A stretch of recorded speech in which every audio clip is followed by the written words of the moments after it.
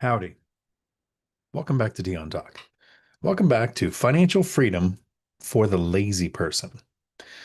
The question is, are you lazy enough to want to make work optional? When making work optional, I keep hearing a ton of people say, $1 million ain't what it used to be. $1 million ain't what it used to be. No kidding. Neither are you. What's your point? The danger of thinking $1 million ain't what it used to be is, are you using that as an excuse to justify you not taking any action? I heard Susie Orman, the author of Your Money or Your Life, I believe I got the name right and the book right. My memory sucks. I do remember how much it sucked to have to work, though, which is why I'm sharing this information with you. Every Tuesday, like today at 4 p.m. Pacific, I do a video that basically lasts as long as the questions do. The intro is something like this, where I teach you something about financial freedom, or how the average person can make work optional, reach financial freedom in 10 years or less, even if you're not starting from the best position. But if you have the mindset, because you keep hearing it over and over and over, that $1 million isn't enough, $1 million isn't what it used to be, inflation eats $1 million, people don't make enough. So people like Susie say, well, 10 million might not even be enough, because in retirement, you could have a major health concern, or there could be an economic crash, or something could happen. Well, if 10 million is not enough, why even shoot for 1 million? And if 1 million is not what it used to be, why do that at all? So the phrase is usually code for, I'm not even gonna try, every time I hear that.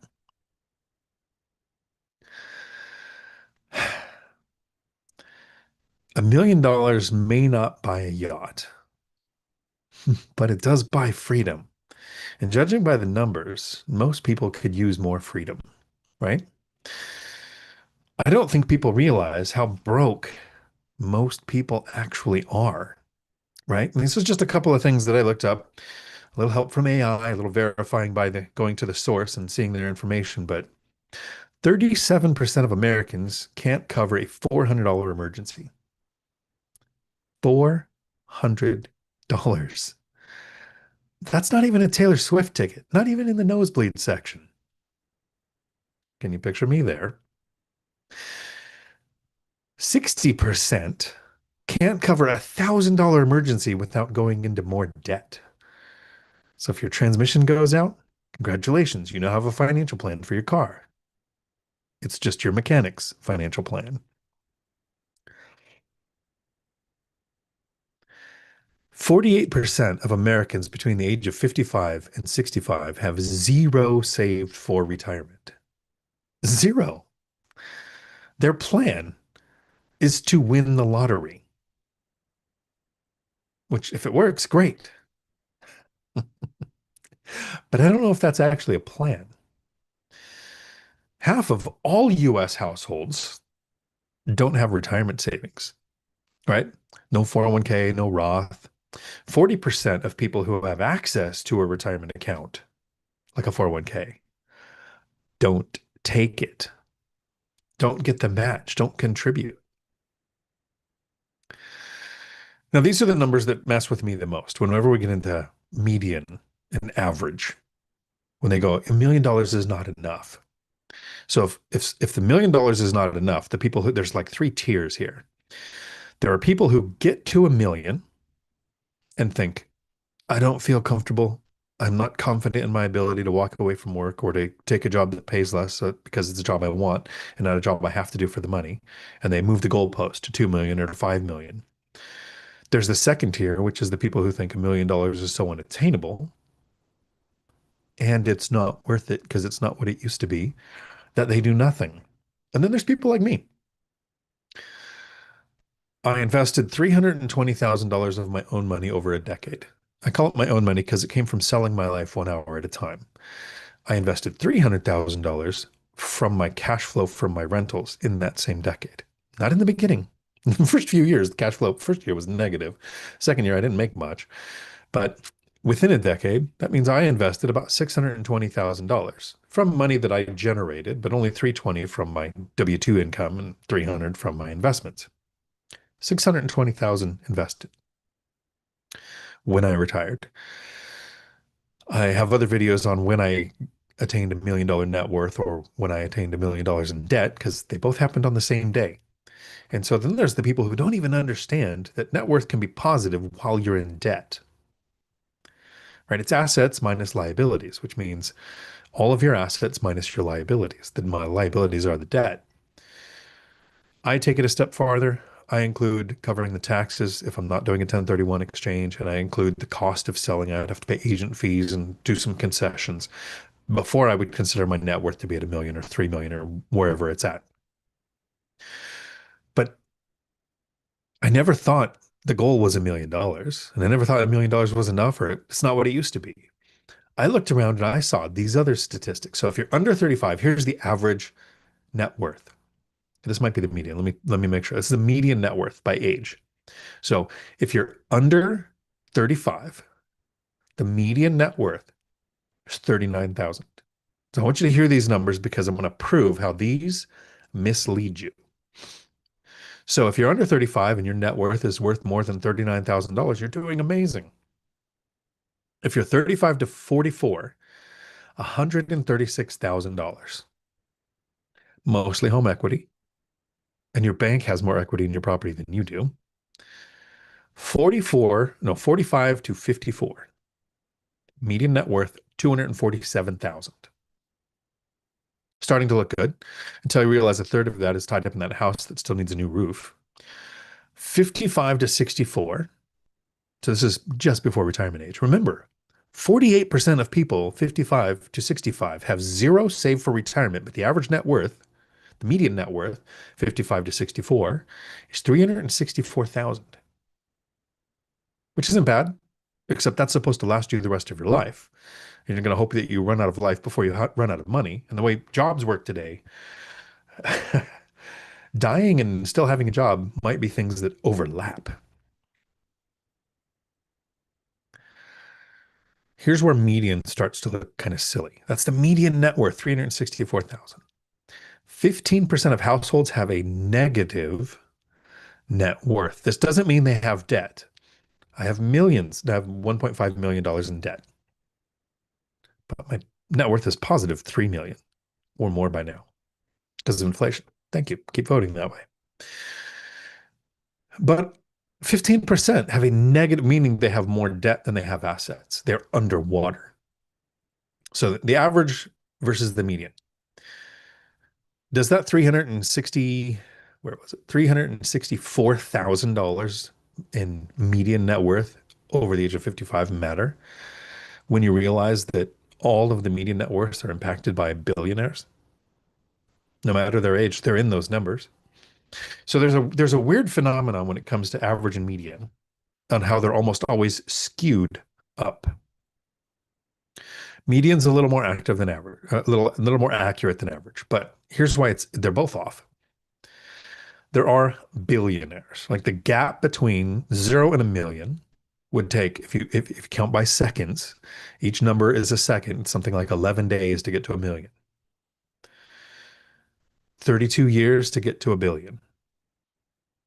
Like, do you recognize the difference that our brains don't process when we hear 1 million or 1 billion and we think they're just in sequence, numbers one and then bigger than the next?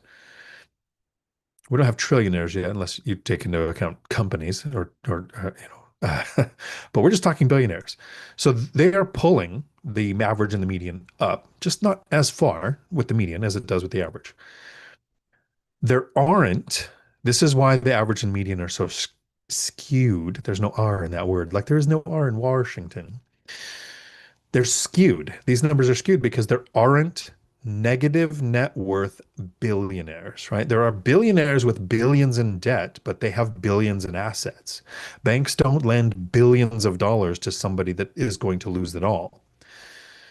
So while we have a list of the top 2,000 people that have billion-dollar net worths, and Elon's not even the highest one right now, we don't have lists of people with billions in bad debt that don't also have billions in assets that can be taken away or billions of assets that can bring that debt down to normal. So the average and the median are almost always lifted from where they really are. So the number that becomes the most important to me, the number that tells the story, is called the mode, the most commonly occurring number.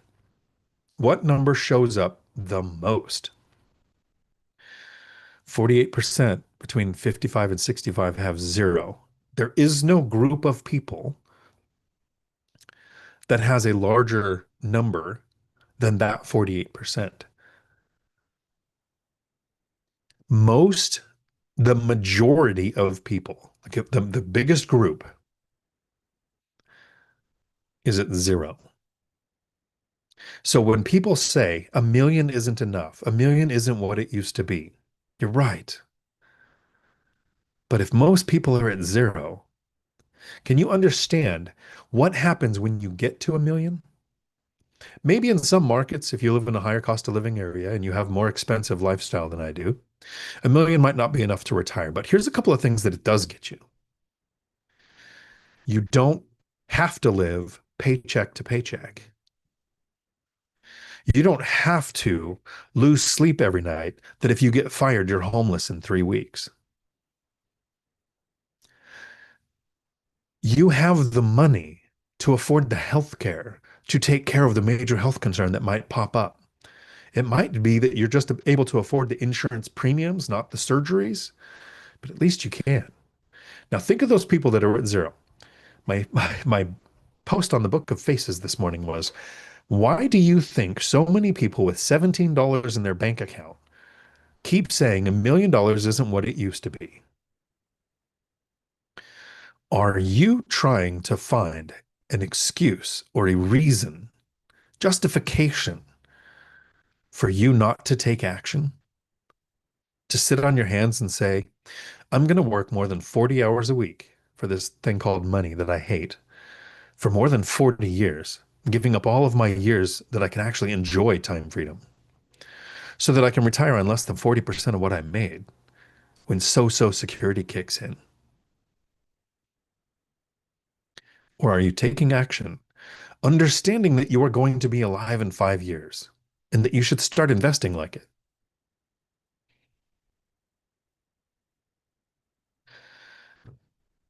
Bit of a rant. Sorry for that. It's just a bit frustrating how many times, literally in the last few weeks, I have seen $1 million isn't enough. $1 million isn't what it used to be. From the same people complaining that billionaires shouldn't have as much money as they do. The millionaire, I know some millionaires that say billionaires shouldn't have the money that they do.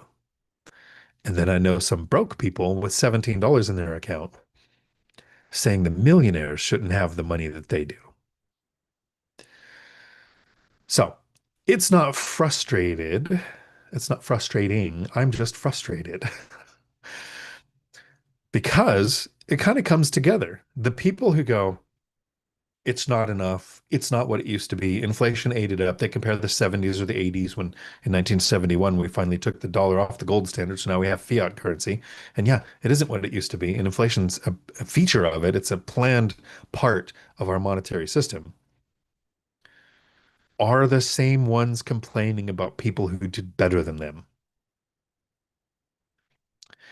That's where the frustration comes in. I held the lead pray hodl. I held the Tesla stock. I'm keeping it until at least capital gains kick in. I might even keep it past that. Nick, I did dollar cost averaged $1,000 a day till I hit 1% of my net worth, right? I'm not gambling with a significant part of my thing because I'm not a stock guy. I just knew they were on sale. They're up about 64% as of a couple days ago. I looked a couple days ago. I haven't looked recently. Uh, when I purchased the Tesla stock, there were all of these, the reason it was on sale is because people were protesting Teslas, which was very entertaining. Liberals attacked liberals for buying a Tesla after 10 years of telling liberals to buy Teslas to save the planet. Electric cars, but Teslas were in them. And then they realized somebody was on the other team and they threw a fit and started doing their protests. I figured this isn't going to last. So I told everybody, look, if you watch 4 years of me making YouTube, I didn't talk about stocks ever for me. I got a Robinhood link in the comments below where you can go and get free stocks if you sign up using that link. It's in the description of this video.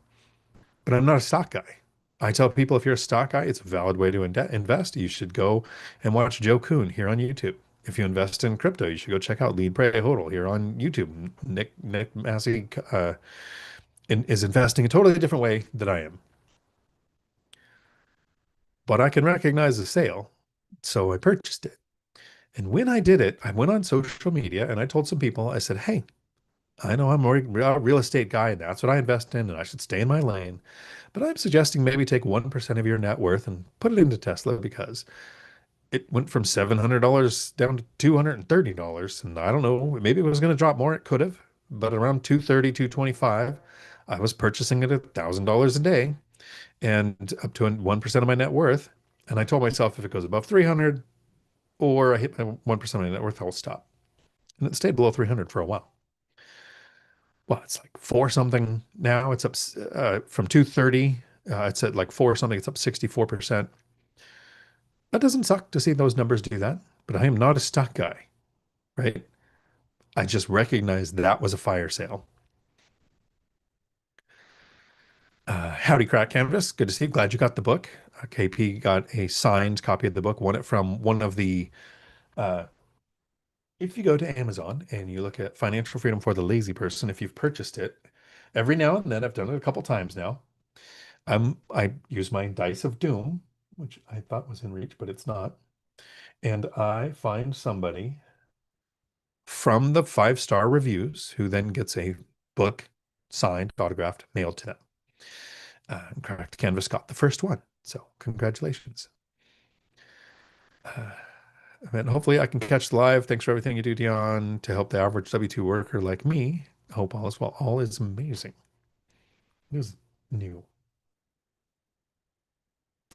Course call tonight at 6 p.m. We're going to cover a few different topics. Members only. I see somebody join the members only. Welcome to the crowd. David, welcome to Someday. So you're a member. It's been a Carabo Chiropractic and Health Center, PC. Howdy. Welcome to Someday. So the members only meetings happen at least twice a month. And what we do is practice this skill of looking at deals. So now the people who've joined as members, you have access to all of the previous members only. They're recorded. They're on YouTube. They're just not visible unless you're a member. And so in each one of those, we looked at a deal. I think one of them recently, we looked at a rental instead of a property and did a quick class on, hey, here's how I would make an adjustment to that rental listing. And I shared a tool that I have started using recently that used to take 2 or 3 hours to really get this fine detail down to less than 5 minutes. Ninja Vanish, hit the like button. Every time you hit the like button, an angel gets its wings. Brought to you by your friendly neighborhood atheist. David, howdy, just got off your hamster wheel. Let's get you closer to that being permanent. Howdy, Cameron. Jason, Brian, Duke, Curtis, good to see you all. If somebody doesn't think it's a lot, then give me a million. Exactly. Alex, the accidental investor. Sorry, Dion, I'm going to miss this one. I got to go sign closing docs. Congratulations. Love it. Afternoon, everybody. Just saw Alex and Jill the other day. We will probably be seeing them in Vegas at the BiggerPockets event, which is October 5th, 6th, and 7th. I've got the schedule now, apparently. So I'm there Saturday, Sunday, Monday, Tuesday, Wednesday, Thursday, Friday. So there will be some lobby con that happens at around Caesar's Palace that might not be in the BP event for the people who don't buy the tickets. If you do buy the tickets, there's a code Dion Webinar 100 that gets you $100 off the ticket. But I'm on two panels on Monday, like 10:30 in the morning and 3 something in the afternoon. And then on Tuesday, I have like 3:30 or 4 o'clock presentation, which I did for the school community recently, and I appreciate the feedback. Howdy from Reno, Deconstructing Dreams, a Financial Journey. Howdy, all fired up. Ryan, All Nighter Hider, good to see you. Martin Properties made it early today. I have an appraisal next Monday for my refinance. The lender is calculating 600,000 and said that brings me to about 18% equity and can knock off your mortgage insurance premium. Sweet. A good reason not to have an FHA loan on this refinance. Ryan says, smoke the like button like Cheech and Chong. Are people old enough to, well, I think a lot of the people that watch this channel might be old enough to remember Cheech and Chong, and not just from that 70s show. Alex, the accidental investor, thanks $1 million. Ain't what it used to be. I'm going to need 5 million, so I've got to get to work. There you go. Let's see how far you push the goalpost. Millennial Mike, meowdy. Back from Gary. Nice. Deconstructing dreams, a financial journey. $1 million is still out of reach for a majority of people, even if it's not what it used to be. That is very, I don't know if accurate. It's out of reach for the people who believe it's out of reach. Yeah, I think it goes down to those three tiers. There's the people who invest probably less than a million, but end up with more than a million because of either compound interest in time or levered appreciation, principal pay down, those kind of things. And also a frugal life, right? There's a couple of levers. It's increase income, decrease expenses, at least for a while. Olinka, howdy. Lead pray hodl, howdy. All-nighter hider, crap, welcome back, Ninja. I got another mod job for a channel with no other mods. I'll be back. Nice. You should start getting compensated for those, especially the ones that get a ton of bots. Sean, howdy. Uh, Cynthia Contreras, howdy. You are a real person. Frank keeps you hidden from the camera, but I know you exist. Sean, meouch, nice. Freedom Works, Charlie Kirk, rest in peace. Absolutely. Charlie Kirk, rest in peace. That is flooding YouTube, and I am doing my best not to make any content on it to try to not benefit and at all in any way from something so tragic. Laura, howdy. Good to see you here. Nick holding the Tesla stock. Yeah, I did. It doesn't look terrible.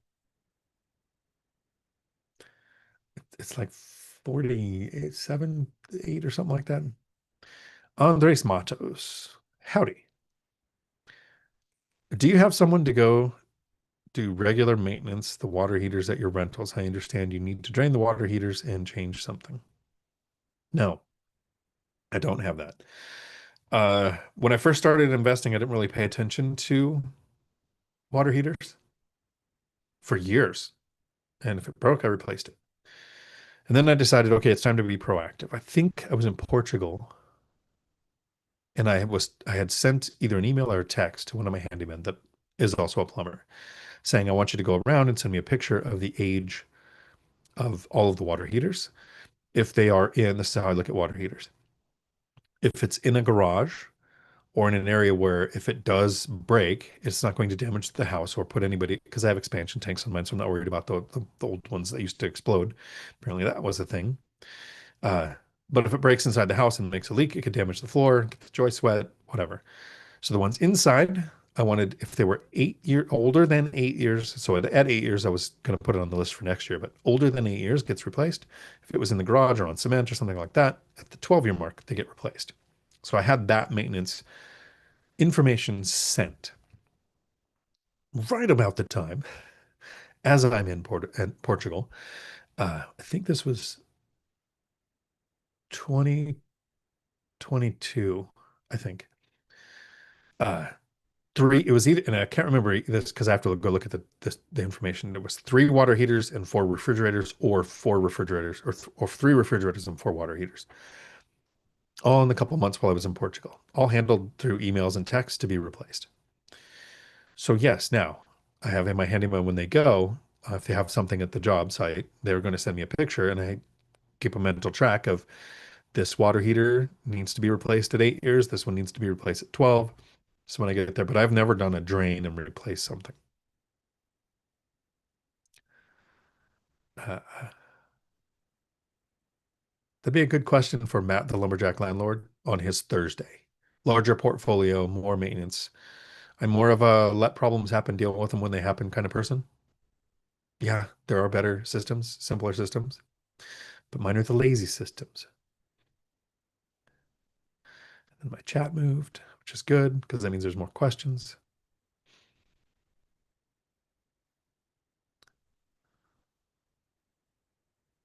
Okay, I would love to have $17 exactly. Man, I've worked with so many people to get their bank account right down to really close to zero, a little above, a little below by the end of the month, consistently, no matter what happens in their life. They get a bonus, it's more money to be spent before the next paycheck.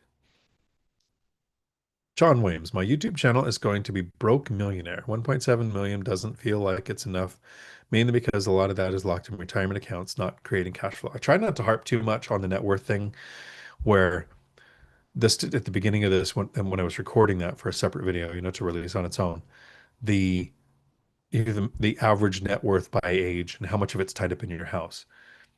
If you take out home equity across all ages, well, we had 300 and whatever uh, um, net worth and 100 and whatever net worth, it's less than 18,000 across all ages if you take out the equity in their house. Equity in your house is still net worth. You can sell, right? You're going to have a smaller tax bill than if you sell a rental because of the IRS 121 rule. But that's a lever a lot of people don't want to pull. They don't want to sell their house. They might have refinanced to a 3% interest rate. Millennial Mike, you guys should probably like the video. Cynthia talking to Frank on YouTube. Wonder if Frank's still at work. Mikey, howdy. Good to see you here. Hit the like button. Thank you, Nick. Fatih, howdy. Hope to see you in the course call tonight. It's at 6 p.m. Pacific. Deconstructing Dreams of Financial Journey. Can I get you to sign my book in Las Vegas if I bring it in February? Absolutely. I will probably. So I'll be in a room doing interviews for Zuber's channel of the people at the event. Uh, and I'll, of course, sign any book that anybody brings. I will probably have several to give away too.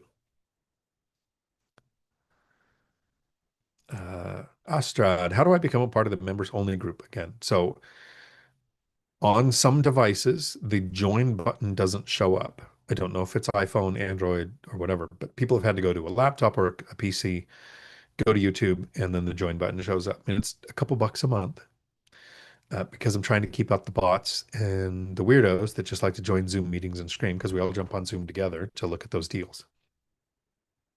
Captain Charisma, howdy. Major Riz, next promotion.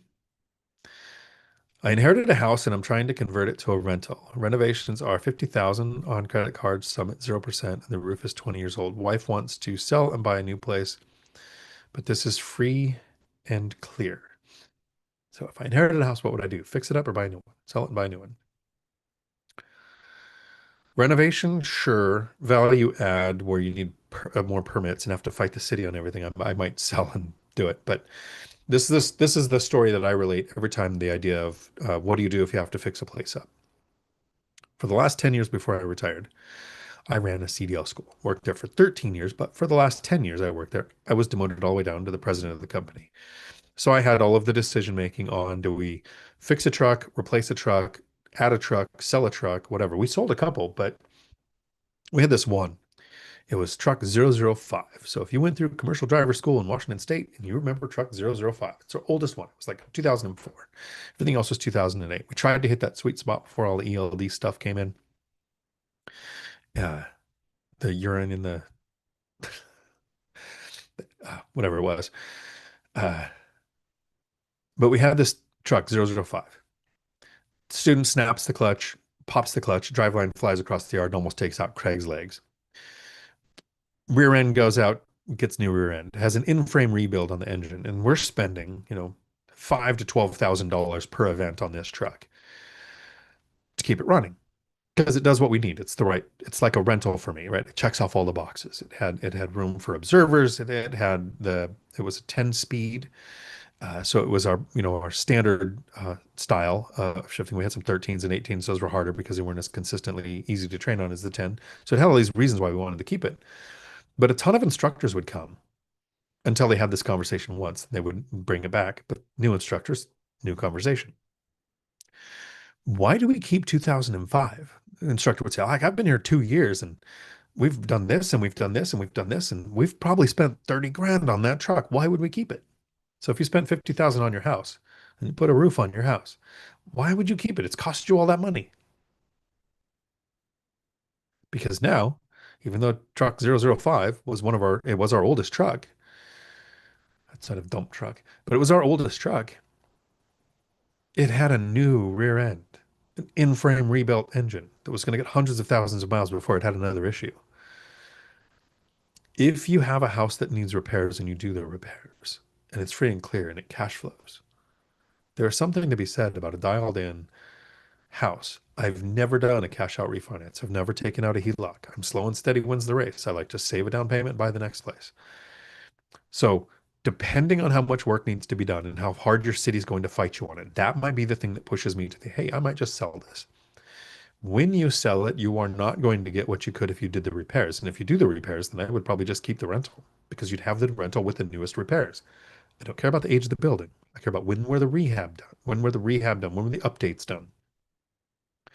Doesn't so I'll finish this question with the thing that my daughter says to me. This was a nanosecond of genius in a teenager's life, and it stuck with me. She said, I was thinking of, I think it was the same thing. I was thinking of, do I sell the house or do I keep it as a rental? The original house that I had before I was an investor. She said, it's really hard to make a decision when both outcomes are positive. And it is.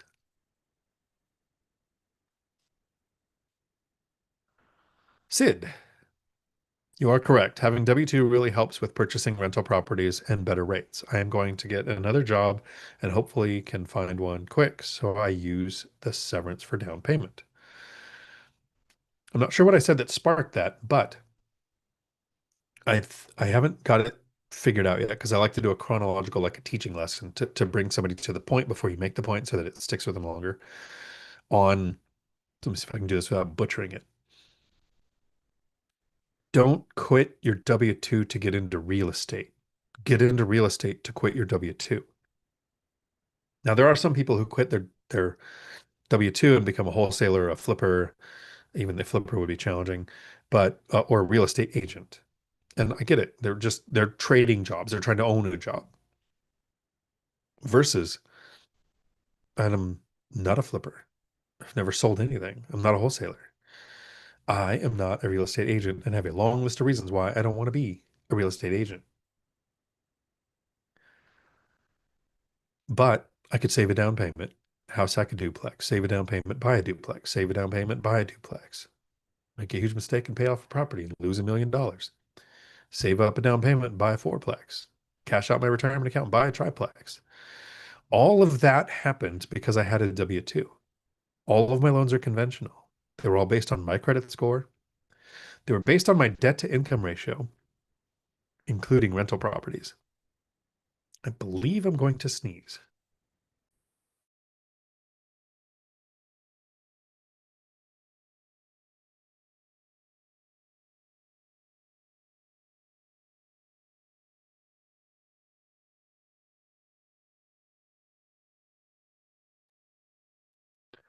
There must be a girl around somewhere. How good is YouTube when you have dead air for however many seconds that was? Apologize. And then I'm looking at my, thank you for that, Sid. Don't quit your job to get into real estate. Get into real estate so you can quit your job.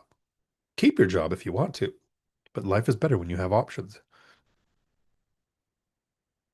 Cynthia to Mike, thanks for the property management advice. Nice, but there's a story there we'll have to get from old guy REI in his next van confessions. Andres, howdy. Now that you are financially free, do you think money has bought you happiness? I've done this video, I think, twice in 4 years. I might do it again, but I'd like to wait if it's the same concept because there's new people to the channel that aren't going to go back and watch every video from the last 5 years. But the studies that have been done on can money bring you happiness have a flaw. And so there was a couple of studies. I usually like to quote the source to give credit where it's due because it's not my study. Somebody else did a study. But at the time, inflation has hit since then. But it was from $0 income to $30,000 a year income to $50,000 a year income to $75,000 a year income. Your life gets better, right? People go from homeless to broke to you have a place to live, you have food, you can buy the clothes that you can wear, you can drive an older car to at 75,000. And so this was like 15 years ago. It's probably 100 now or 115,000 because of inflation, right? The dollar's losing value. But up to that amount, your life continues to get better. Quality of life gets better. Above that amount, it really doesn't change as much, right? You can wear nicer clothes, you have a newer car, you might have another room or two on your house, or maybe you have a house with a pool, but you have shelter, you have food, you have clothing. So as you go from zero to this certain threshold, life gets better by money. So money buys a more comfortable life, which can be associated with happiness. So all of those studies have talked about that. There's been a couple other ones too. But the thing they miss, and this is what I learned with financial freedom, how much you make isn't what buys you happiness. It's how you make the money that can give you happiness. If you have to sell your life 1 hour at a time to make the 115,000 and get injured, you could lose your job, get fired because you say something negative after a tragedy online, you can lose your job.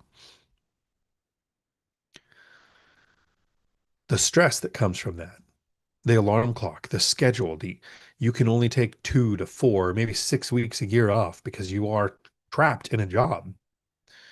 That's actually a reason. There's a reason why I retired was a conversation I had.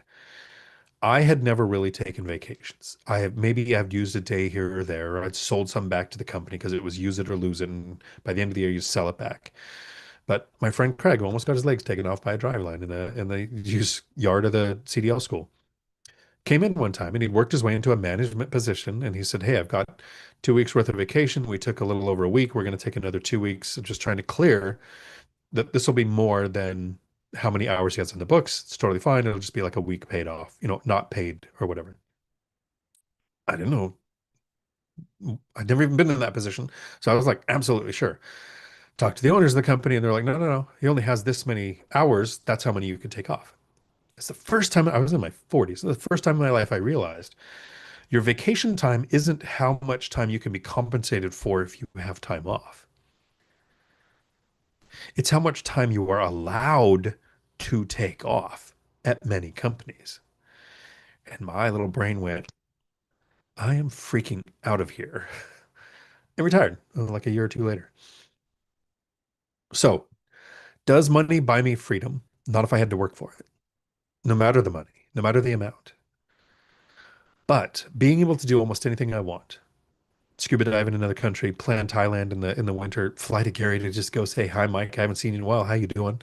Hang out there and do the things in Chicago that hadn't done the last time I was there, just because. And then there's more money in my account this month than there was last month, even though I took a trip for the heck of it. I think I think we also bought like a $5,000 bed or something stupid, but like spending money, coming back, there's more money in my account than there was when I left. Happiness happens when you have options.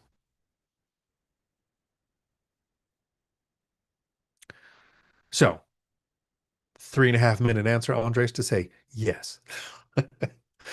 Cabragoon Cabulus. Howdy. Deconstructing Dreams, a Financial Journey.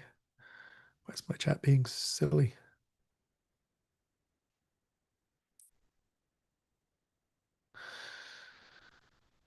Dion, I much prefer how you look at a multiple of the monthly spend as the more important metric than the net worth. Net worth feels more like a flex, whereas monthly income is how people survive. Thank you. I actually agree with that. It's very important to me. I knew my net worth because I did a YouTube video. If I didn't do a YouTube video, I wouldn't have had any idea what it was. but I knew my cash flow. I knew my expenses. I knew my income. I knew how much I was setting aside for future expenses because that mattered. Net worth still doesn't matter. If I go to do a DSCR loan or a asset-based loan or portfolio loan, something where they go, your net worth needs to be 50% of the value of what you're borrowing or 100% of the value of what you're borrowing.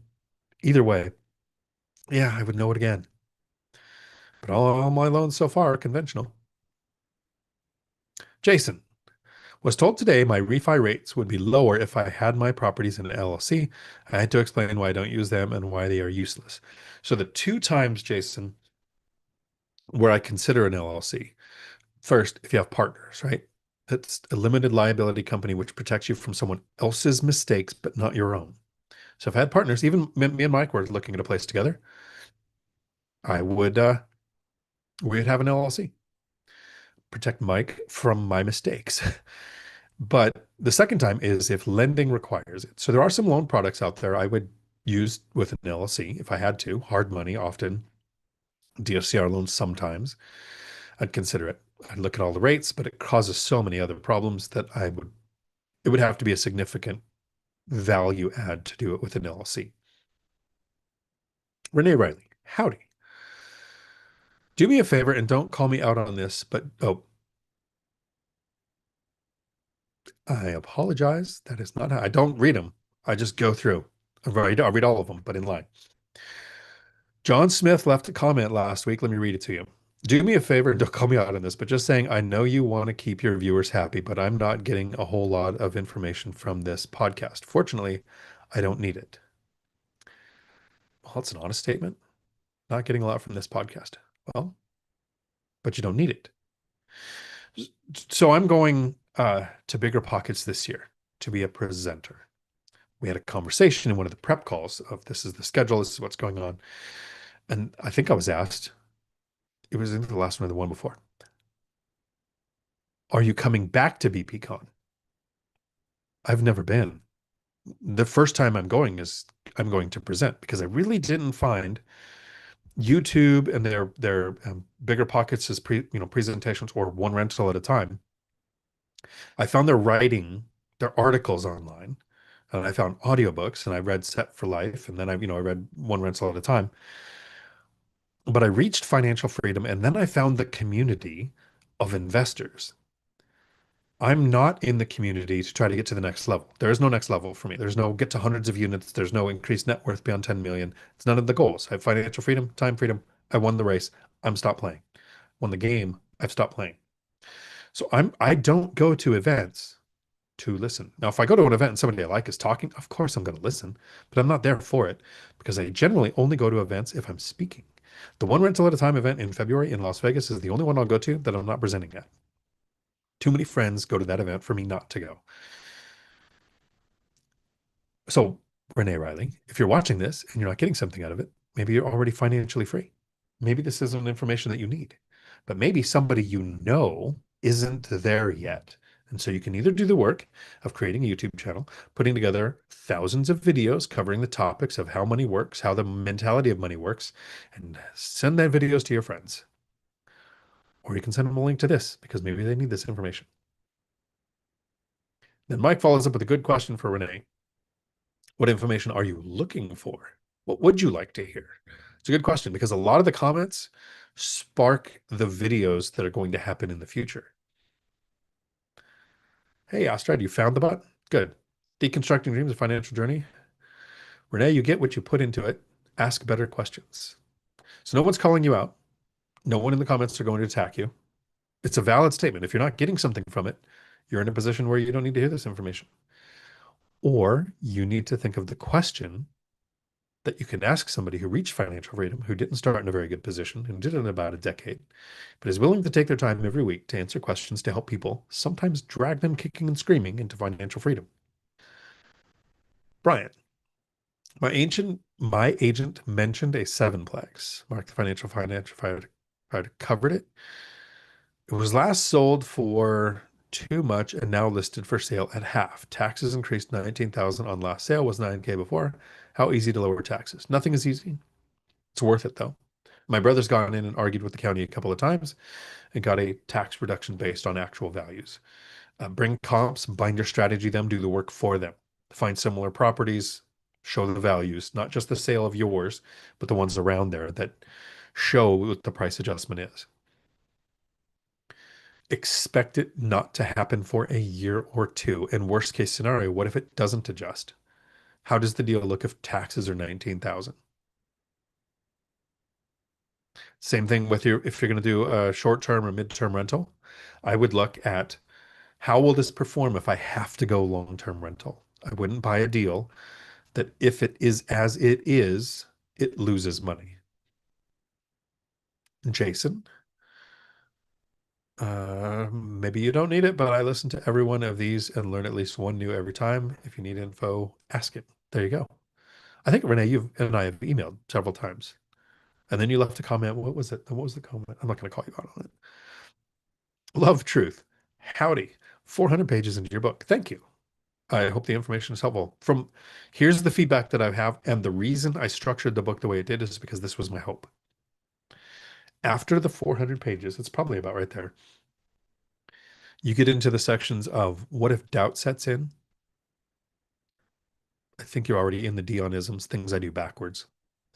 But the second half of the book to me is where not the better material is, but like the stuff I would want out of the book for myself if I was reading one. So I hope you enjoy the next 86 pages. Deconstructing Dreams, a financial journey. W2 is the key that opens the door for real estate. Exactly. Christopher, ¿qué pasa, homies? Homies? De nada. Nada.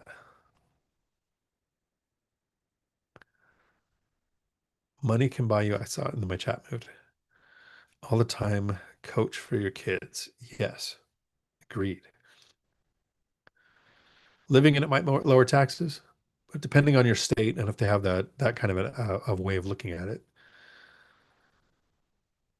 Deconstructing Dreams, a financial journey. Happiness doesn't come from money. However, it is certainly easier to be happy when you're not stressed about where your next meal is coming from. Very true. Cynthia, Renee, maybe it's not about learning something new, but about reinforcing what you already know or just connecting to others who are like-minded. Reach out if there's something specific you need. That's great advice. There are a few episodes of BiggerPockets and a couple of interviews on one rental at a time that I wish YouTube would track the data. I've probably listened to some of them like 5 or 6 times. The same interview, not like, oh, that I like that person every time I see their face in a thumbnail, I'm going to watch the video. I watch it 3 or 4 times at least. There's others I think I watched once. Flavio, howdy, from Grandview, Washington. Nice. Melodic investor. It's difficult when it's all one word, but melodic investor. I want to say it with melody. Are you still going to be buying in Washington State with the new rent control laws? Which counties do you invest in? Okay, so 2 questions. First one, yes. I am continuing to buy in Washington State. I'm currently entering buy mode. I've bought most of my properties in the winter, so I'll probably be buying just before the winter this year because I plan on being in Thailand for the winter, and I'd rather be here. Although I bought 2 of them while I was on a trip. Rent control is making me stupid rich.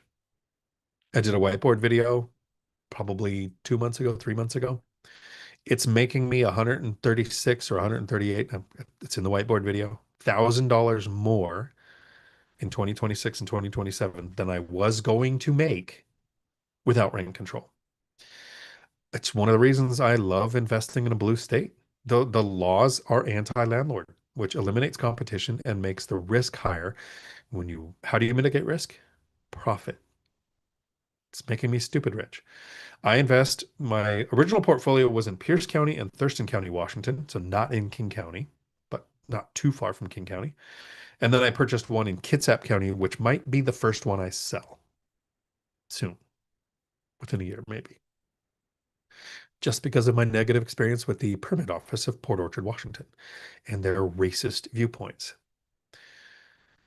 No, I can't sue them because I can't prove it, but I can talk about it on YouTube because it is my opinion.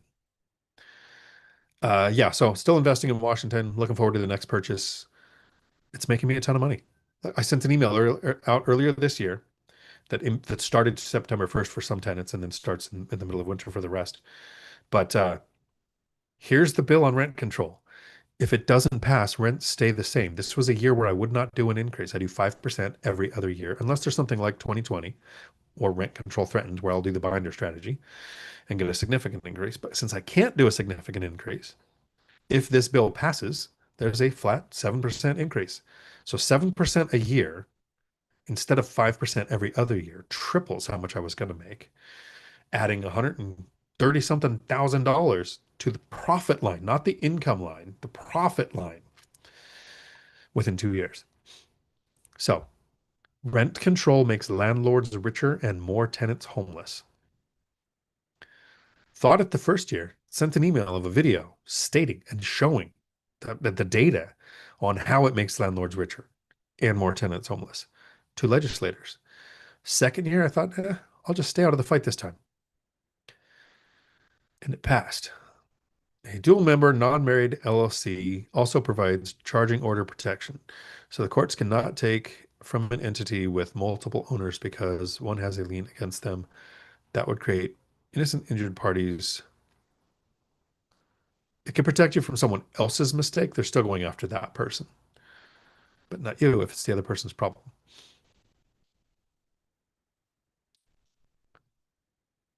I'll night hider. Renee, thank you for the interaction and addition to the chat. We appreciate it. The last slide in my BiggerPockets presentation is now time for questions. You can ask me anything. I will even answer the rude questions. And I don't think Renee was rude. It's just pointing out a fact. John Williams, howdy. Less worried about equity from my home, more about the percent of net worth that makes cash flow. Example, I own two rentals, together worth about 200,000 of my net worth, so only 12% of my net worth. Generates cash flow. I need to get that higher. Cash flow over everything. I believe Millennial Mike has a t-shirt that says that. Cash flow over everything. I think so. Cash flow is everything. It's one of those. Cash flow sets us free. Equity might protect assets or make it easier to sell them in a downturn if you need to. I haven't eaten equity. I haven't used equity. I use cash flow every day. Love truth dice. Laura, Dion, your thoughts on cosigner? I've used several. There's a couple things I'll talk about. There are a couple interested in renting out the unit of my duplex. His wife is staying at home. Mom, her father wants to be a cosigner. The father credit score is above 700. That's kind of the situation I've been in. People have an issue, their credit's low. I still wouldn't, even with a cosigner, I would not sign somebody who has an eviction on their record. Doesn't matter how long ago it was. That's a deal breaker. But with low credit scores or a bad debt to income ratio or something that matters to you, what you're checking, what the cosigner does for me is I want somebody on the hook that takes their finances seriously. The cosigner's signature, when I do that, needs to be notarized. So there's the difference. When my tenants have signed my lease, I don't know that hardly any of them are notarized. There's a few that I did where they were signing 2-year leases and in Washington State, where there is no R. Uh, if it's over 12 months, the tenant signature legally has to be notarized. So I've done that. But I've also done 2-year leases where we sign a 1-year lease with the dates of now till 12 months from now. And then we sign another lease for 12 months that starts the day that one ends. So no notary notarized needed there because it adds an extra step. And I'm lazy and I like to do things a simple way. But if it's a cosigner, that's notarized. I do not want any chance of them saying, "Oh, I don't know what you're talking about. My son never told me that I was signing a lease." But yep, I've done that. Deconstructing dreams, a financial journey. Pro forma has to start as a long-term rental and not be an alligator. Then as you decide as a short-term midterm and it doesn't work out, you can still pivot to long-term rental. Right. It would suck. You wouldn't be making as much money as you wanted to, but no alligators. Stephen, howdy. Thoughts on owning your real estate portfolio free and clear by selling half? I think once you get to a large enough point and you have financial freedom, it's probably you're not in growth mode and you're okay with paying taxes. Sure. I plan on when I'm around 70 right? So that's at least 3 or 4 weeks from now. But when I'm 70, probably have to sell one, maybe two, but I doubt it. Depends on if what I do between now and then, but sell one, cancel out all the remaining debt. So have a completely free and clear portfolio that I then sell or finance to have no tenants, toilets, termites, but continue to get payments for the remaining years. And my kids have a note they can inherit, which they can just sell. Not sure. But yeah, not in growth mode. Definitely. I don't want to pay down debt. I don't want paid off properties. And I haven't sold anything in growth mode. But at some point you said thoughts on owning your real estate portfolio free and clear by selling half. That depends on the size of the portfolio, what it would do to the cash flow, what your life goals are. Are you trying to create generational wealth, or are you just trying to not become a financial burden to your kids when you're too old to work? Like, it depends on what your goals are. But yeah, that might have not been what some people were expecting. David, what would you consider a disrespectful offer? I'm looking at a house listed for 280, but decent cash flows at 247,000. So people use the disrespectful offer because of Patrick Bet David. I think it's the first time I heard it. So he coined the phrase, give it to him. Zubers used it and also credited Patrick. They say disrespectful offers because if something sits long enough, you could start to make a really low offer. So the way the term is being used is the longer it sits on the market, the lower the offer you can make. If you want to go with the actual Webster's dictionary of disrespectful offer, that means you are offering a lower amount too soon. If it came on the market yesterday and average days on market in your area is 45 days and you make a 30% offer, that's disrespectful, waste of your agent's time, waste of the other agent's time, hurts your reputation, could hurt your agent's reputation. But how long has it sat? And then what numbers make sense to you that you could justify in an email? Tell your agent, hey, when you make the offer, tell them this is why I'm offering this. I'm an investor. It's got to have some kind of cash flow. I'm not going to make a ton of money right off the bat, but I'm willing to do it at this price. If it sat long enough, the 247, sure. 280 to 247. I'd say the one I'm in right now, the place I'm sitting in, listed for 500 on the market over 100 days. I offer four. It made sense at four because it needed some work. It was my first burr. I didn't want to do it. I wasn't going to do it if the margins were thin. They had like these weird numbers stuck in their head. They counted at 477. I said four. They said 444. I said four. They said 422. I said four. And then I pulled my offer because I got another one accepted. And when I pulled the offer, they reached out and they said, we'll take four. That was the better deal. So it's the one I went with. Was it disrespectful? Only if I made that offer when it first hit the market. But once it would have been listed a while, and a ton of other investors around here said, oh, I would have paid four. They just wouldn't go that low. Well, right timing, right offer. So if it's been sitting a while, David, I don't think that's disrespectful. I think it's time to make that offer.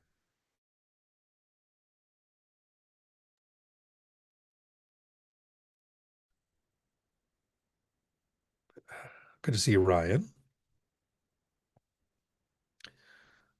I'm still hurting from all my recent travel, but that's a worthy side effect I'm not complaining about. There was a time I could not afford to travel. Been there. Did your seller finance deals all have a balloon payment? Let me make sure David's talking to me. So, David, all of my deals are from the MLS, and all of them were purchased with a conventional loan. The last one that was a self-funded burr, I purchased all cash. I've not done seller finance. It's been super boring, not sexy, just conventional loans. I've made some seller finance offers, never had one stick. I wouldn't do anything with a balloon payment. That's why I'm answering the question, even though I haven't done a seller finance. I would not do anything with a balloon payment. I don't have a crystal ball. I don't want to lose sleep thinking what's going to happen in 5, 7, or 27 years. No balloon payments, no adjustable rates, no loan reevaluation periods. The people that I know that have done seller finance deals, some of them have done many with balloon payments. It's not that I'm saying it's not a viable strategy. It doesn't fit my methodology.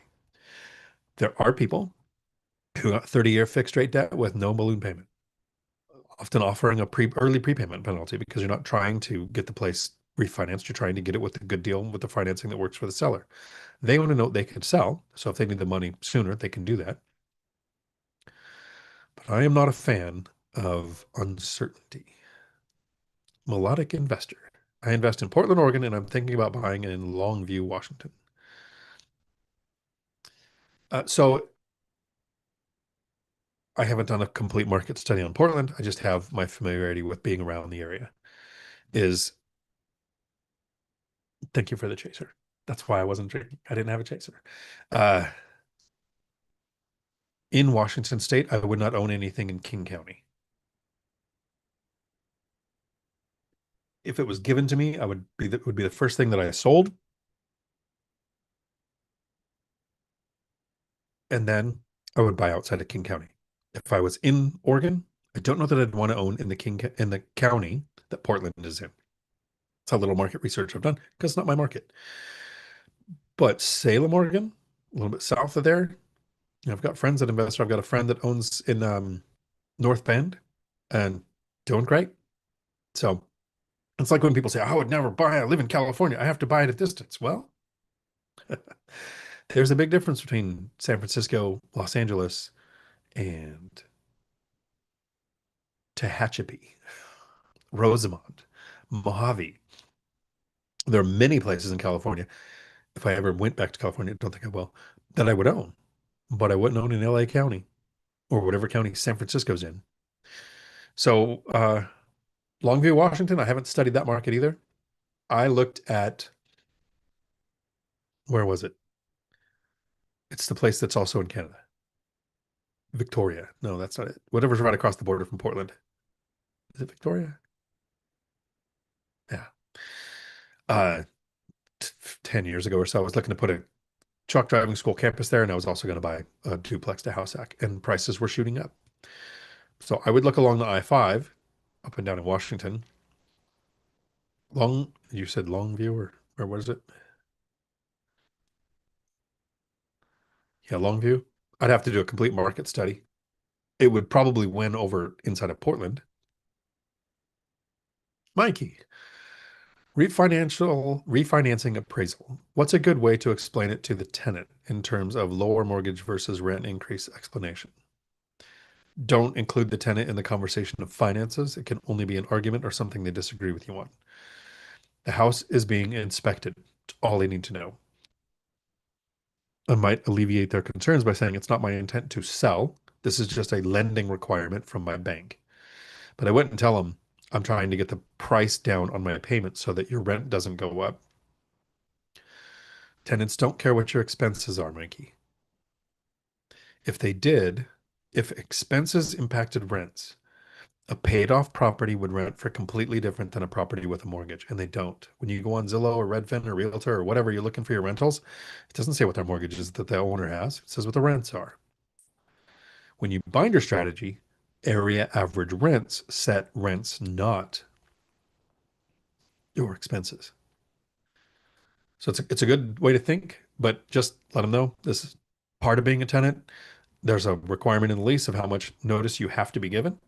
In Washington, it's 48 hours. So the inspection's next Tuesday. What your tenant's going to be more worried about, Mikey, is that you're looking for the pets they say they don't have, that they do have. Give them plenty of notice, 3 weeks, 2 weeks, whatever, to say, hey, an appraiser's coming in to inspect the place for my lender. I'm not selling. This is just normal business. Sorry for the intrusion. Matthew just got out of work. Time to catch up. So you left the hamster wheel, like we saw earlier in the comments. Don't quit your job to get into real estate. Get into real estate so you have the option to quit your job. Fatty. I'm getting a lot out of this podcast and from the book as well. The book, by the way, is Financial Freedom for the Lazy Person, available on Amazon. Thank you for that. It is, it is the laziest book to ever write. There's a reason why it's this thick. Not just because I have a table that's wobbly and needs to be set up, but I wanted to do one book that had a decade's worth of information in it. So I'm not going to write a second book. Ryan, what I meant by charging order protection is jointly owned assets cannot be seized or liened because of one's debt. That's exactly why an LLC is for partnerships. It would have to be the LLC itself being litigated to hold water. Christopher Ramsey. Anyone's strategy for renting a home that has attached ADU in HOA. They only allow relatives if renting to separate tenants. Master lease. So sometimes I get a question, Christopher, and people don't like the answer. The most common one that people don't like the answer for is when somebody says, I got this today. Something like, I own a property or I inherited a property or it's paid off or I just paid off a property.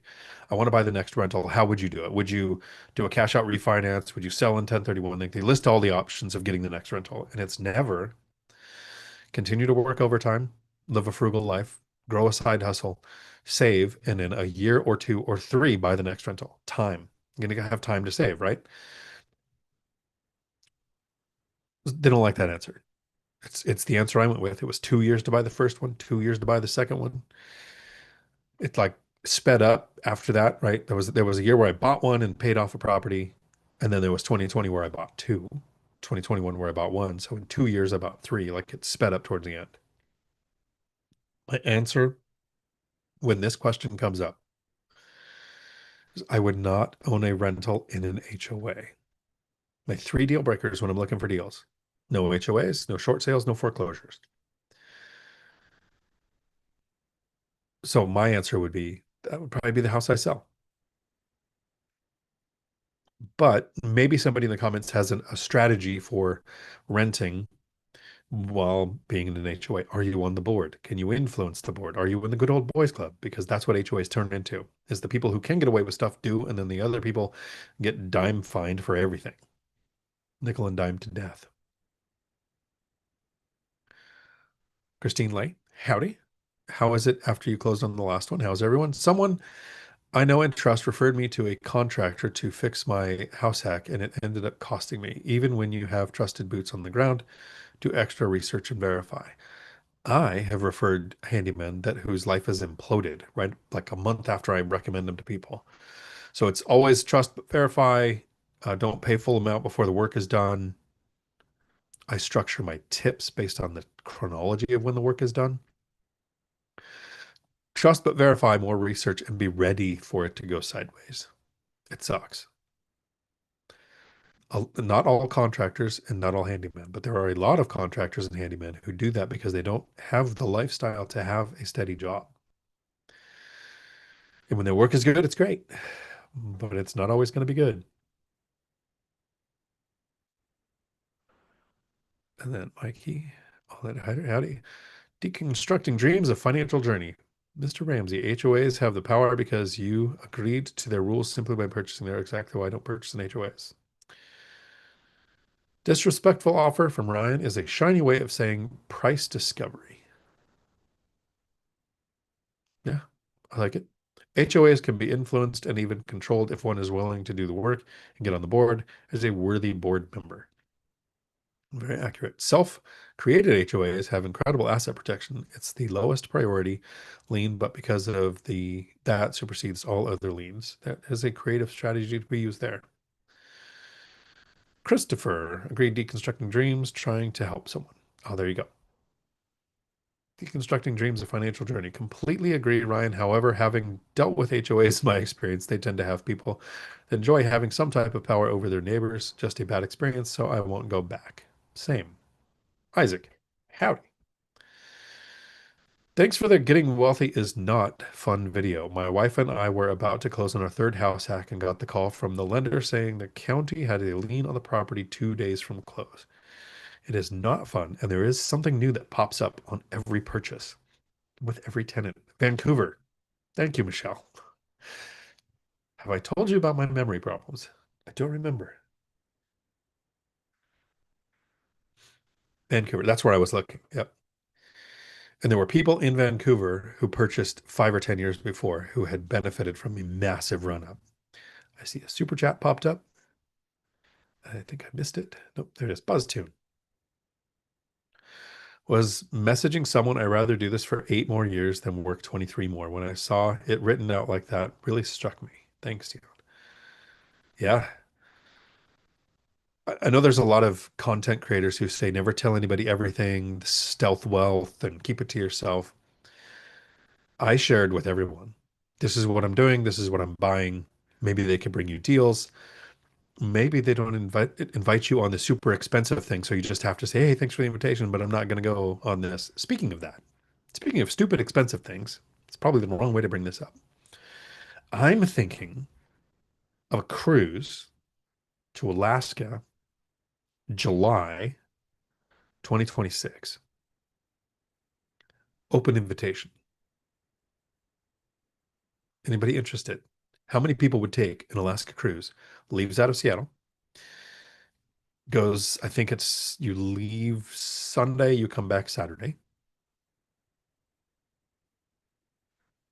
I'm probably going to take the cruise either way. I'm not going to charge anything. I'm just going to say I'm taking Norwegian. It'll be an NCL cruise.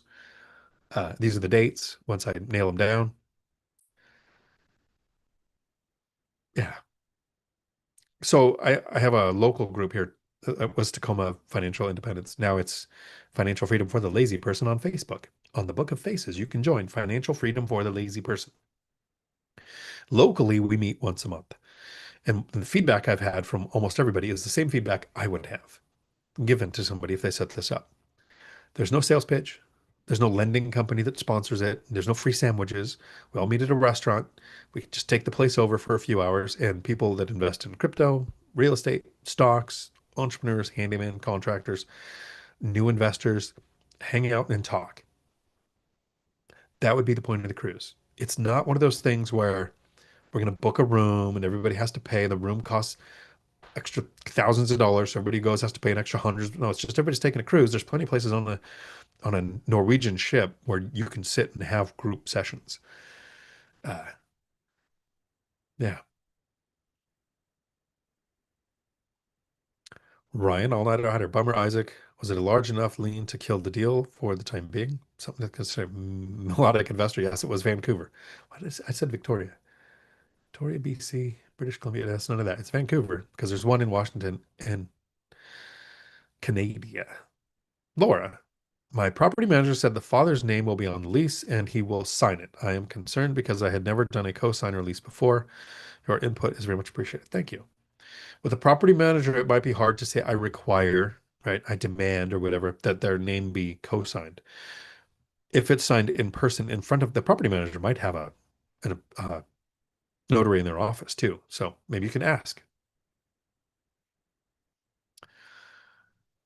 All-nighter hider. I don't blame you, John. HOAs are much like socialism. It only works in small batches. Scaling leads to disastrous results. Yeah, I've seen that with some studies on communism too. Like 30 people, 50 people, 500 people, maybe 500,000, 5 million starts to have the human element of power corrupting. Isaac, the title company hasn't been able to find the final number from the county. But this is the second time in 6 months we found a lien within the last days of closing. Just sucks how hard it can be. But that's why you do your due diligence. It's better to find out 2 days before than 2 days after.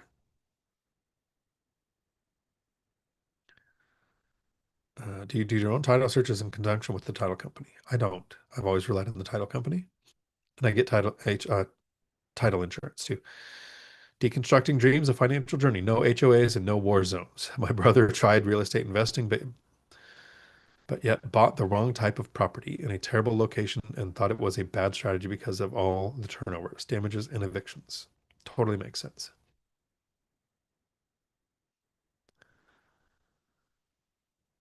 David, thank you. Thanks for answering my question. Thank you for having a question. Somebody could have learned from the question that will never make a comment. I don't think it's Renee, though. California dropped a giant turd on us by taking away our ability to do web searches via the county assessor anymore. Gotta go in and pay, I think now. California. It's California. Isaac. Yes. This one was a complete surprise. The first one was a race between us closing and the county slapping a lien on for illegally built ADU. We were going to go through the process of making it legal. Correct. Howdy. Do you have any money in the stock market or are you all cash flowing real estate? So Until this year, I'm 100% real estate. I don't have any money in a retirement account. I emptied it out in 2020 and bought a triplex. I don't know. I didn't own any stocks. I've never been on any stock platform until about 4 or 5 months ago when the protests started happening for Tesla. I saw it as a fire sale, and Tesla went from $700 down to like 230. So I dollar cost averaged $1,000 a day up until I hit 1% of my net worth. So I gave myself a window of $30,000. I won't invest more than 1% of my net worth in an asset class I know nothing about. I'm not a stock guy. I'm not even a well diversified index portfolio stock guy. I do watch Joe Kuhn, Kuhn, here on YouTube. He retired using stocks, tons of great information, explains his bucket method. I watch him for the retirement content, his personality. Uh, Something I recommend to a lot of people if you invest in stocks, right? I'm in a kind of a community of people. There's Cody and Christian, multifamily strategies, lumberjack landlords, self-managed large portfolios, Millennial Mike, invested at distance. Like there's somebody that I know that does most everything when it comes to investing. That's who I recommend for stocks.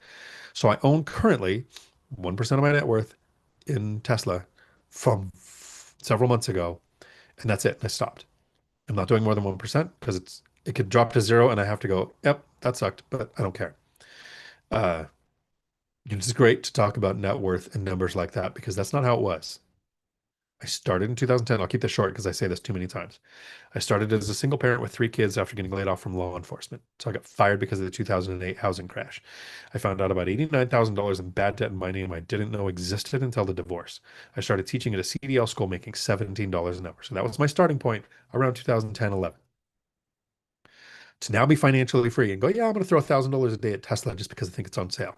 Well, it was at 230 when I was buying it. 224, 226, I think was the lowest one of my days that I bought. Looking back, it's always, crystal clear when we look back.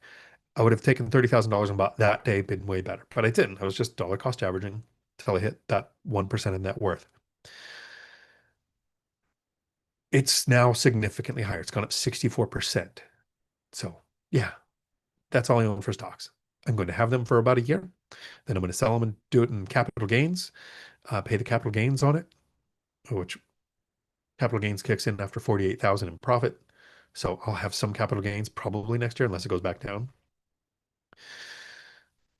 There's several paths, thousands of paths to financial freedom, right? The primary ones I hear about the most, I would say, is starting a business and becoming an entrepreneur and growing a business to where it gets to large enough to the point where somebody else can run the day to day. That's the path that a lot of people take. I want to say about 8% of the population are entrepreneurial. Not all of them are successful. The second path is stocks. This tends to be the one that most people invest in. And a lot of them do it on accident through their retirement accounts, automatic contributions that come out before they see them. It's great. There are people who also invest significantly in stocks.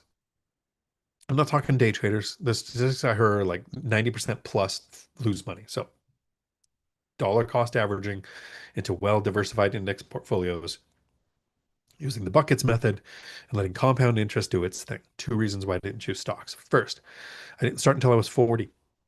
Never thought about money before 40 until I woke up that day with the $89,000 in debt, not making a lot. So I didn't have a significant amount of income to invest, even the $100 or $200 a month. Because the second reason, I didn't have time for compound interest to do its thing, right? You need decades for that to really hit the hockey stick growth. I had 10 years. So it's entrepreneurial, stocks, real estate. Now crypto's a thing. And if you're really into crypto, he's in the comments here, Coach Nick Massey on Lead Pray Hodl, HODL, here on YouTube. It was a real estate investor, now primarily into real estate or crypto. So different investing strategies. To me, it doesn't matter which asset class you choose. What I prefer is that somebody choose one asset class and master it. Once you become wealthy, once you have net worth in the 5+ million range, maybe then diversify. Like I'm not ready to own stocks. My net worth just in 2023, it was around 3 million. I haven't done a net worth study in 2 years. I should probably do that, but it hasn't gone down. So I should probably do that just for giggles of I like seeing those kind of numbers. But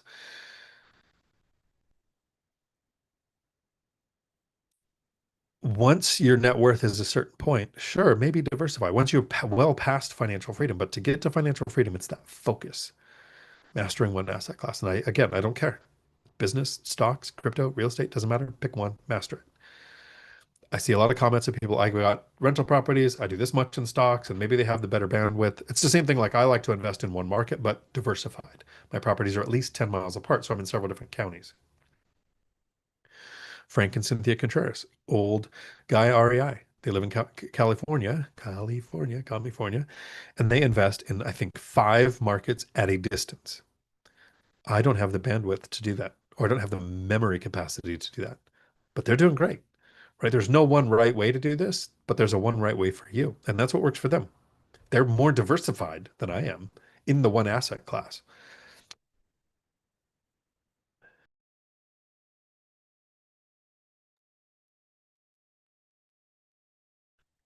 I appreciate the question. I am specifically a real estate investor. That doesn't mean my way is right. The concepts are increase active income, decrease expenses, save and invest the difference. After that, it's choosing an asset class that works for you. Michelle Meyer, the Dion cruise. Nice. That'd be great. On it, how creating one's own HOA is more geared for those operating unconventionally and expecting opposition because of the use of unconventional methods. Otherwise, BSTMR, BS to money ratio. There you go. My chat moved, which I appreciate. Cabergoon, Cabulous. Howdy. I would cruise Alaska, but Dion says wait and endure the suck for 5 years. Yeah, so don't do it. And if you're like in the first few years of growth mode, there's no value on the cruise in the first few years of investing that's worth the thousands of dollars the cruise is going to cost. Not to me. It's just going to be, you're going to book a cruise on Norwegian. It's not going to be like an organized event where I'm trying to profit. Deconstructing Dreams, a financial journey. Thanks for the great content, Dion. Had a retina detachment and my eye is getting tired from reading. Going to head out. Have a great day, everyone. Sorry. I am also working on the Audible for the people who don't like to read, but that is a time killer. Renee, get multiple bids from contractors, pay only for the work done, and don't wait for two red flags to find another contractor and document, document, document. That is brilliant advice. I totally agree. Multiple bids for a few reasons. Uh, Here, and this is why I want to stress this. It's not just somebody might have the best bid or somebody might be the best contractor. It's I've been a bidder, an estimator. Both of my brothers and my dad all own tree services. I was the manual labor. And one of the things I did was estimating trees. So going out, figuring out what tools are going to be required for this job, how many humans it's going to take, about how many hours it's going to take, doing multiple math, figuring out the cost to do it, where the profit margin is, and what estimate to use. Almost all contractors do something similar. A breakdown of what is the cost, how much profit do I want to make? Because they're actually doing it to make profit, right? But as an estimator, if we had 2 or 3 months worth of work lined up and a new job meant I was either going to have to work a crew on the weekend, work overtime myself, or displace a current uh, job for a current customer that wasn't on a time rush, push it off to another day. I was going to have to, not displace, but mess with a current tenant, current customer. Price went up. If the money was worth it, we'd work weekends. If the money was worth it, we tell another customer, hey, that thing's not an emergency. We're going to push that back a couple of weeks. If we didn't have any work lined up and we wanted to eat next week, like when we were done working today, we were unemployed again, price went down.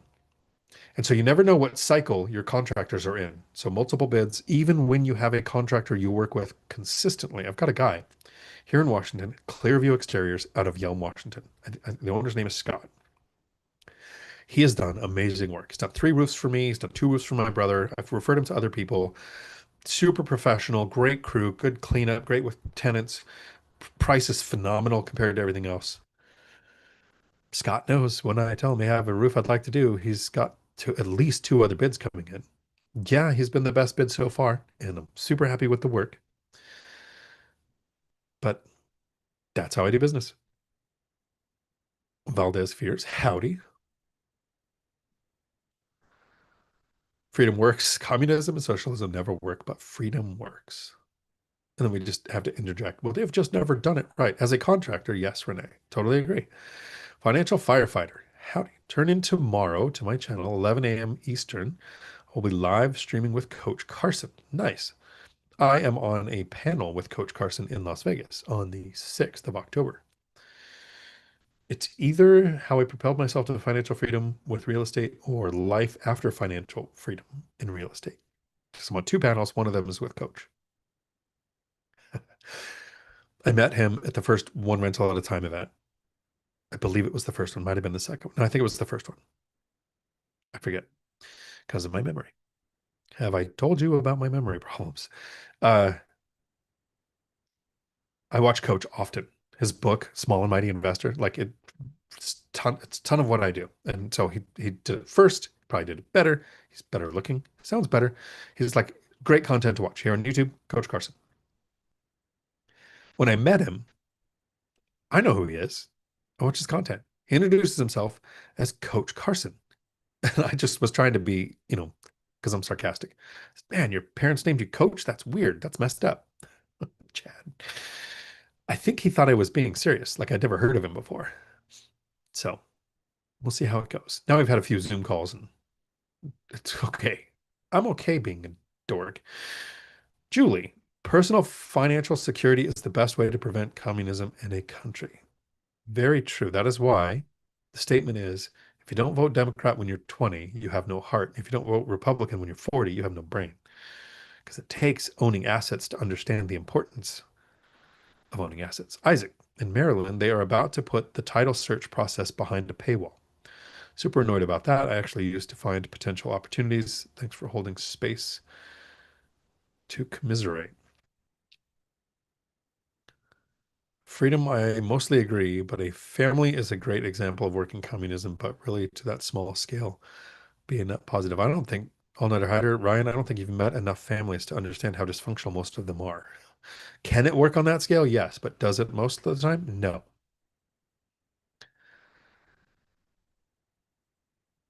I appreciate the comments too. Thank you. All fire up. Howdy. Do you have your tenant's signature on every page, initials on every page, initials on another signature at the end? Thanks for doing YouTube. Thank you. I appreciate it. I have a course call at 6 o'clock tonight. So this is going to go on like another 10, 15 minutes, unless the questions wrap up. I hope they don't. Initials on every page, signature on the back. If it's a co-signer, it is notarized. I think of what else I do. Added to the lease a couple of years ago because of a way too much of an overshare. I also now have emergency contact on my lease. I didn't for years. I never needed it. But when you do, then you realize you should have it on all of them. Brian, theoretical question. If someone gave me $1 million today, is there a strategy to reduce the 10-year journey you talk about? Depends on the lifestyle you want to live, the area you live in, how much work you're willing to do to acquire the properties. Reduce the 10-year? Yes. Yes. Do it in less than a year or two? No. So most people think, well, I have $1 million. I go out and I buy five duplexes or fourplexes, whatever, with 200,000 or four of them with $200,000 down, keep 200,000 in reserve. I now have four cash flowing properties, either, whatever the cash flow is, and you can't. You can't take your $1 million and lever it to $4 million in properties. You don't have the track record with lenders to say, I know how to find tenants, screen tenants, do a lease, maintain my properties, right? You don't have that. You need the first 2 years to get rental income on your tax returns so that your lending will start looking at rental income in your tax returns. Sometimes it's a year. A lot of lenders, it's two. So minimum 2 years to buy a rental or two to get tax returns that have rental income on them. Then pick the market that you're investing in, buy the assets, generate the cash flow. But it is often not in the first year that you end up making really money. So many people go, I've run the math, it's going to be a 10% return. I'm going to invest $100,000 in this property, so I'm going to make $10,000 the first year. So if you take $1 million and you invested 800,000, 10% return, you're going to make $80,000 a year. Could you live on that? That's not how it works. Like that's the math version. Do you know how to be a landlord? Own a property or two or a few units for a couple of years to figure out What is tenant turnover like?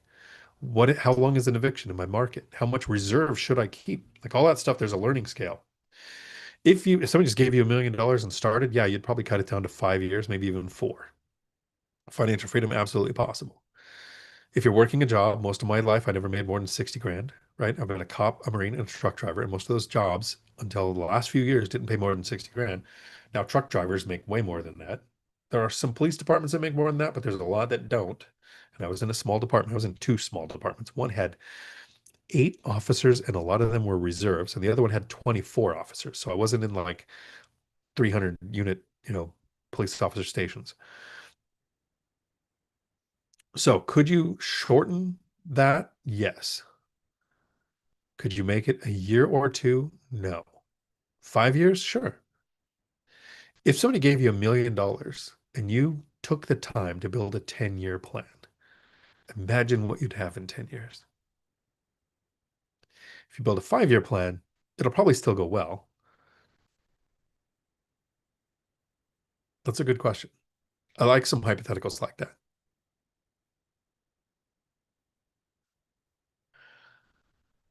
Martin Properties, thanks for keeping you fired up. You got this, Josh. And you're in the first few years of suck. I know it does. It isn't always like that. Isaac, what was your best deal on paper that got away when you were under contract? And how frequently did good deals get away from you during your journey?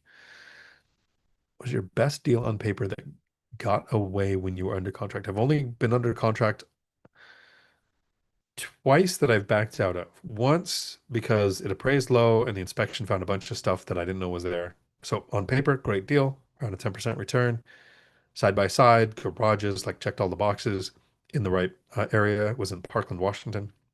A little close to one of my other properties, but not close enough for me to be worried. Checked all the boxes, but it appraised low and it needed more work than I thought. I feel like that one was one that got away, but I'm glad it did. Then when I made the multiple offers, I got two accepted in 2023, chose one, not the other. But I backed out of that. It was good on paper. It was again around a 10% return. Uh, Duplex, side by side, garages in the middle, washer dryer hookups, everything I wanted.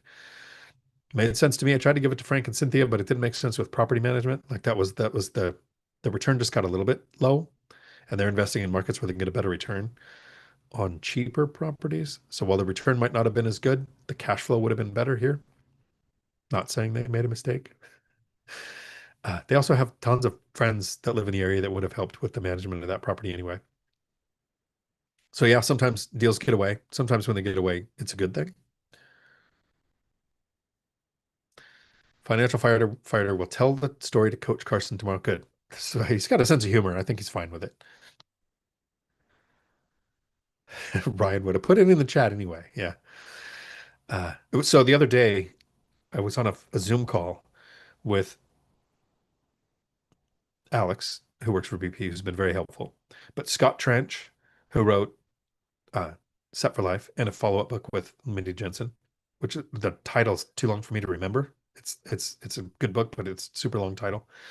Uh, I think it was Craig Kurlop who wrote that book on house hacking for BiggerPockets, and Coach Carson who wrote Small and Mighty Investor. I was literally on a Zoom call with three people who wrote books that have contributed to why I'm financially free and retired early. Talk about weird.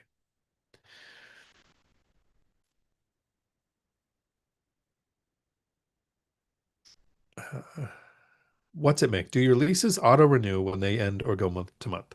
So a lot of people go month to month, but there's a reason why I don't. My lenders, and I haven't done a loan since 2021, so things can change. I'll tell you how it goes on my next one I'm buying, which I'm buying with a mortgage, probably using my VA loan for the first time. But do my leases auto renew? I renew them every year. Sometimes it's through email with a printout, sign, send back, or scan back a picture, either way. I'm not super picky about that. I don't like month to month because when I was doing my mortgages, my lender said we want the majority of your rentals to have more than 3 months remaining on their current leases. The majority means 51%. So half at least have to have more than 3 months remaining. If you're on month to month, they don't have 3 months remaining. So it could become a lending issue. So I like to renew. Now, I have had years where a tenant says, hey, I'm looking to buy a house because I've told all my tenants you shouldn't be renting. You should go buy a duplex, live in one side, rent out the other, be living exactly like you are now, except you'd be getting wealthy. None of them have done that, but a few have gone and bought houses. And they tell me, look, we're actively looking to buy a house. And I go, that's okay. I still want a 12-month lease. I want to be able to provide, I tell them, I want to be able to provide this to my lender to show that I have tenants in place. So what I've done to get around that is I take the lease termination fee, the thing the tenant has to pay to break the lease. And instead of it being a couple $100 less than the rent, so if the rent's 2,800, the lease termination fee would be 2,500, right? It's not a rental amount, so they don't think they have a last month's paid. It's to break the lease. This is the fee. If a tenant tells me they're actively hunting to buy a house when we renew the lease or when we sign the lease, we make the lease termination fee $50. I've never had an underwriter go through my lease and say, "Hey, your lease termination fee is too low. We don't like that." I have had them go, "This, they don't have enough time remaining, or there's more than 3 months remaining. This lease is valid, or whatever." But I've never had them look at the lease termination fee. So could it happen someday? Sure, but it's been my workaround up till now. All-nighter hider. Families are pretty bad compared to just a few generations ago. They were bad when I was a kid. So I have 13 siblings. You don't know how I have 13 siblings? Because my dad had multiple families in the 70s. I have a brother and a sister that are basically the same age as me, not from the same mother. Families are awesome sauce. Families are some of the most dysfunctional systems ever. I just rent my wife's. There you go. There's an app for that. There is. But I believe that depends on the tenant, if they're worth keeping around or if you want the ability to get rid of them easier. But I'll defer to Dion. It is easier to go through an eviction with a tenant on a long lease than it is on a month-to-month lease in my market. Washington State, tenants have more rights when they're month-to-month than they do if they have a lease. A lease has an end date. Month-to-month does not have an end date. So the I'm not going to renew, you'd have to be moving in, you'd have to be selling, you'd have to rehab the unit. And tenants have an agency they can report stuff to here. So yeah, it is one or the other. One of the reasons why I prefer the longer lease than mine. But in eviction, an eviction for cause doesn't matter month to month, doesn't matter lease ending. Money, howdy. If you had 1 million today, how would you buy to achieve freedom in 2 years? I wouldn't. It would take 5 years, 10 years. Maybe an idea for a dedicated video. That is, I should probably do it because we just did. If you just tuned in, we just answered a question. What if somebody gave you $1 million? Could you make the 10 years shorter? I should probably do. How am I going to take a note? Somebody stole my pen.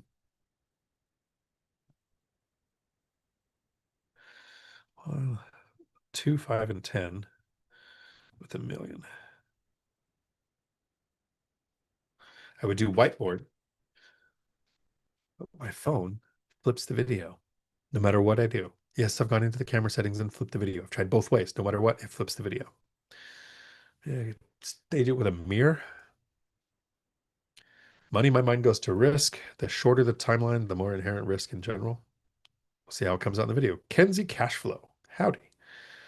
Who is the most famous person in your phone contacts? Brett Bassinger. Probably. As far as famous goes. I mean, if you go YouTube channel size, yeah, no, that'd be most famous. Uh, yeah, that's a good question. Who's the most famous person in your phone contacts? I don't think I've thought about that. A letter hider. Me. A phone is Simon the Uneducated Economist, and Voxer is Jason Hartman. I have not interacted with Jason Hartman yet, but I have watched a ton of his content for years. Typing of which I'm gonna go mod for Simon. He just went live and I'm just logging off here. So if everybody wants to check out the Simon, who is the uneducated economist who has presented at the One Rental at a Time event, I think 1 year, maybe two. See there, both of them. The second one was a blur to me because I had the plague and was trying not to get everybody sick. Everybody have a week full of amazing. I do these videos on Tuesday that start at 4, and then Thursday and Saturday I do a short video that's usually live, but I don't see the chat because I'm on my phone. I hope the information is helpful. Always remember you will be alive in 5 years. Start investing like it. Uh, Course call in 20 minutes for the course Financial Freedom for the Lazy Person. Are you lazy enough to want to make work optional?